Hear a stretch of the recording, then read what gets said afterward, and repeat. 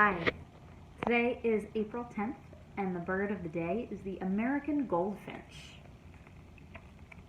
I've been seeing these at our feeder a lot, and they're changing from their non-breeding plumage into their breeding plumage, so they're just getting more and more vibrantly yellow, which is very exciting and a wonderful sign of spring.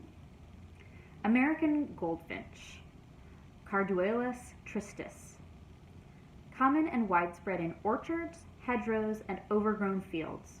Almost always seen in flocks, feeding on tree buds, weed seeds, especially thistles, and some insects. Male unmistakable. Female distinguished from other finches by small size and unstreaked yellow-brown plumage. Voice. Song of high, sweet phrases. Tui, tui, tui, tu, tweer, tweer, tweer, tweet, tweet, tweet, tweet. Similar to indigo bunting. Call a thin, wiry twee-wee-wee, and variations. Flight call a soft, whistled, descending series tee-dee-dee-dee. Here's that cool American goldfinch. They're bicoastal, so look for them soon.